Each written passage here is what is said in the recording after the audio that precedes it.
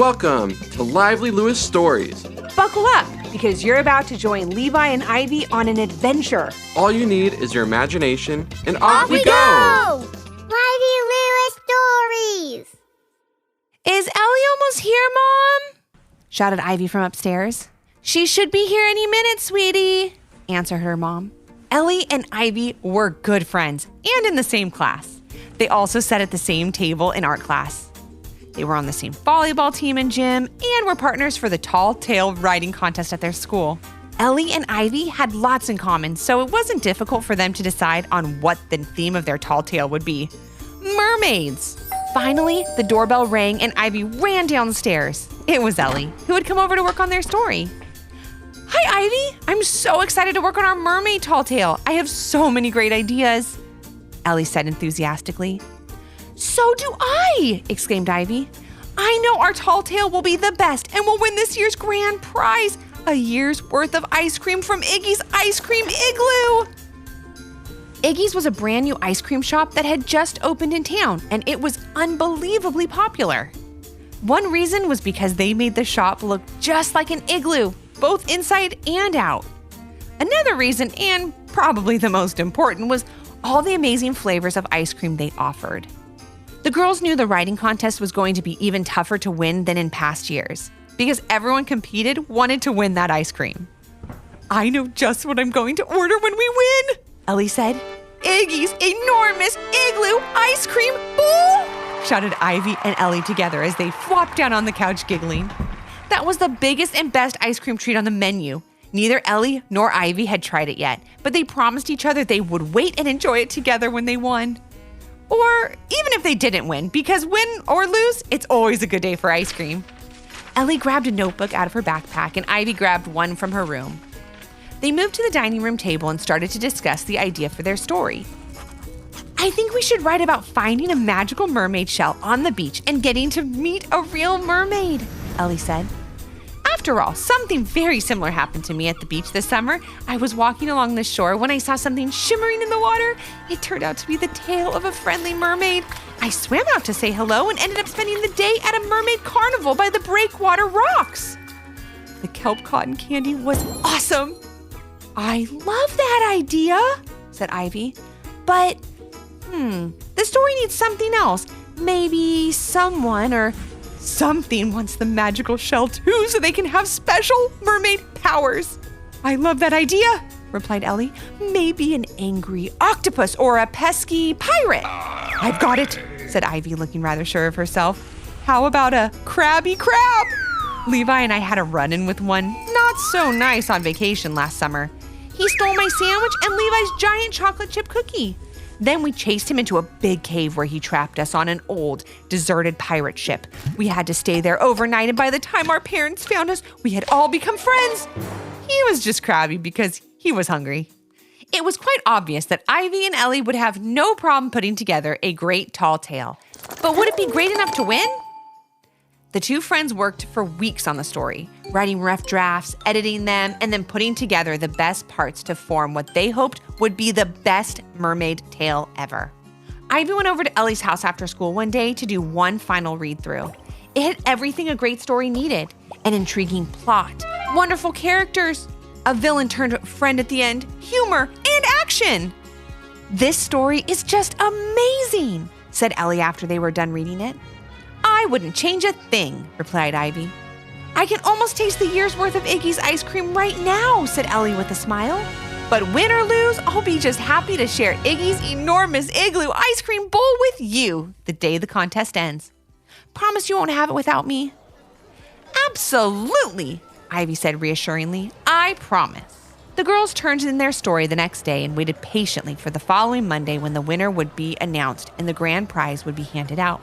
The weekend before the winning story was announced, Ivy had a soccer game. They were playing the first place team in the league, and they won. Her coach was so impressed that she took the whole team out for Iggy's for ice cream. Ivy, do you want to split Iggy's enormous igloo ice cream bowl with me? Asked Ivy's friend and teammate, Sakashi. Ivy thought about it for a minute. She had promised Ellie that she would wait, but she also really wanted to try it. How would Ellie ever find out? Ivy thought to herself. I'm sure she'll never even ask, and tomorrow we're sharing the ice cream bowl. I'll just pretend I've never had it before. Ivy convinced herself, with a little help from her sweet tooth and her hungry belly, that it would be okay to break her promise to Ellie and have the ice cream with Sakashi. The ice cream bowl got dropped off at their table, and it was enormous. I know the word is right there in its name, but it was even bigger than Ivy could have imagined. She and Sakashi got to work, and after 2 or 3 brain freezes, they finished the whole ice cream bowl, which may have not been the best idea. I don't feel so good, said Ivy.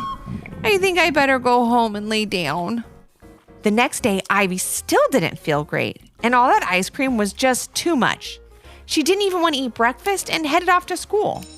Once Ivy arrived, she met up with Ellie.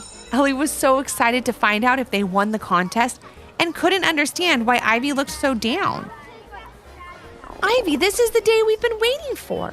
Even if we don't win, which I really hope we do, we get to have an Iggy's enormous igloo ice cream bowl together.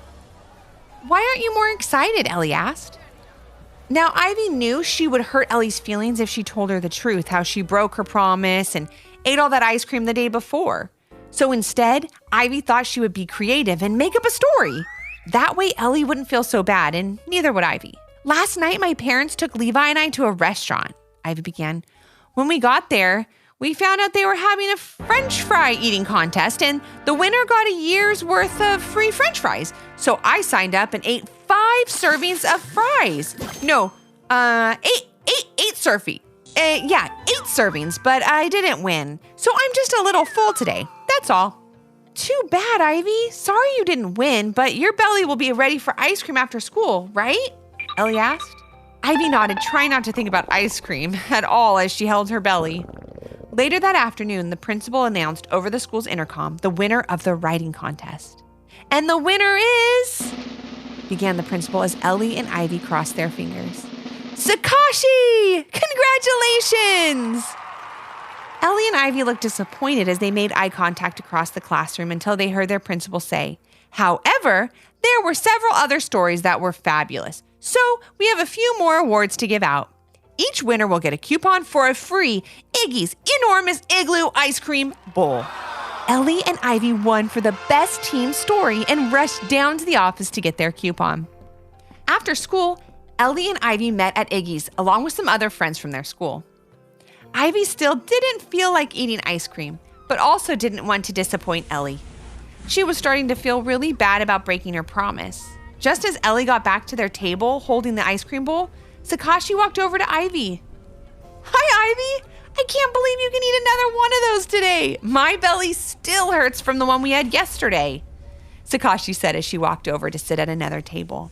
After hearing that, Ellie looked totally shocked. Why did Sakashi say that you ate one of these yesterday? Ellie began. You promised that we would try it together. Ivy didn't know what to say. Her belly hurt even more now, but not because of all the ice cream she had eaten. It hurt because she knew she hurt Ellie's feelings. I'm so sorry, Ivy said and explained what happened. Ellie was hurt but had to ask one question. You ate all that ice cream after your soccer game and then did a French fry eating contest that night? That's a lot of food, Ellie remarked. Well, Ivy said, I wasn't in an eating contest last night. My stomach hurt today because of all the ice cream, but I didn't want you to be upset, so I made up that story. So you lied to me and you broke a promise? Ellie said with a tear in her eye. No, I didn't lie to you. I just told you a tall tale, like the one we made up for our mermaid story, Ivy said. That's not how it works, Ivy. A tall tale is making up a story for fun or exaggerating parts of a real story.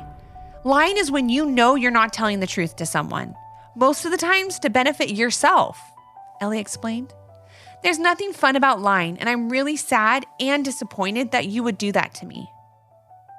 Understandably, Ellie left Iggy's and went home. Ivy sat alone at the table in front of the enormous ice cream bowl and thought about what she should do next.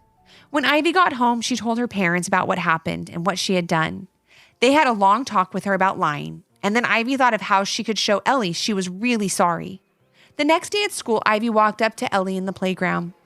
Ellie, I'm really sorry, she said, handing something to her friend. I wrote you a story. It's all about what happened between us yesterday. Hopefully you like the way that it ends. At the end of the day, Ivy walked to Iggy's and sat down. 10 minutes passed and finally, Ellie walked in. So you read my story? Ivy said with a smile.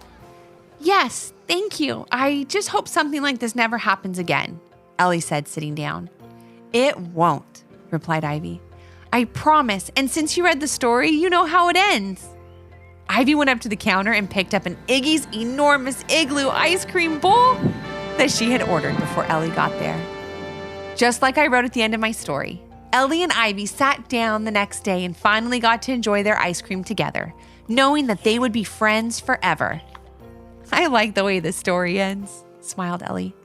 That day, Ivy learned that lying is never the answer and breaking a promise hurts both people in the end.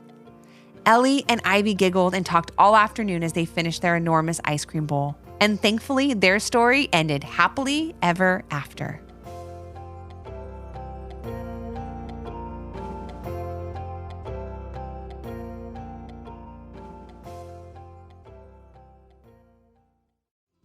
Did you learn a lesson from this story?